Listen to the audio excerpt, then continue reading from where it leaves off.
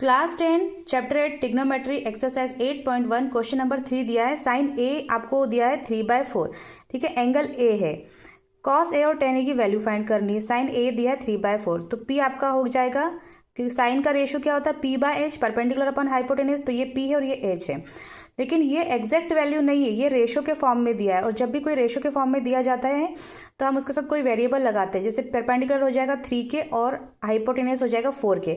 मैंने के वेरिएबल लिया क्योंकि बुक में एग्जांपल्स में के वेरिएबल लिया था। आप X Y Z B Q R कुछ भी ले सकते हैं, क्योंकि हम वेरिएबल इसलिए लगाएंगे क्योंकि ये इसकी एग्जैक्ट वैल्यू नहीं है कि ये जो साइड है वो 3 सेंटीमीटर है, ये 4 सेंटीमीटर है, ऐसा कुछ भी नहीं दिया हुआ है। ये रेशो के फॉर्म में है, ये वेरी करेगा। तो एंगल ए कुछ भी हो सकता है, उसके अकॉर्डिंग ये वेरी करेगा। जो 3 है, अगर के की वैल्यू 5 है तो परपेंडिकुलर 15 हो जाएगा, के की वैल्यू 4 है तो परपेंडिकुलर 12 हो जाएगा। इसलिए यहाँ पर वेरिएबल लगाना जरूरी, क्योंकि एग्जैक्ट वैल्यू नहीं, इसकी वैल्यू रेशो के फॉर्म में, इसलिए वेरी जब भी रेशो के फॉर्म में दिया है, एग्जैक्ट वैल्यू नहीं है तो वेरिएबल लगाएंगे। तो पी और एच पता है, बी नहीं पता है। पाइथागोरस थ्योरम से हम लगाएंगे, फॉर्मूले से बी एक साइड दूसरी साइड निकाल लेंगे।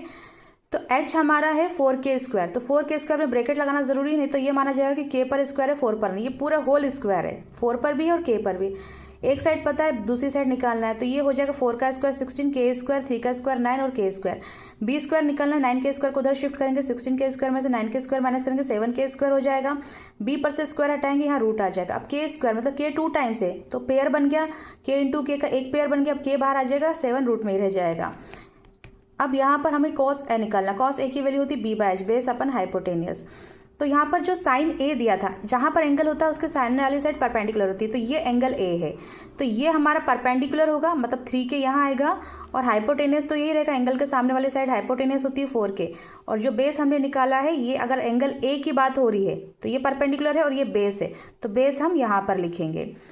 तो कॉस हो जाएगा आपका बी बाय एच, बेस हमने फाइंड कर लिया है, हाइपोटेनियस 4 के है, के से के कैंसिल, तो कॉस ए की वैल्यू आ गई √7/4। इसी तरह से टेन ए फाइंड करेंगे। टेन ए क्या होता है, पी बाय बी, पी भी ए पर एंगल है, सेम एंगल है, ये आपका पी है, ये बी है, तो 3k/k√7, के से के कैंसिल हो जाएगा और 3/√7 आंसर आ जाएगा।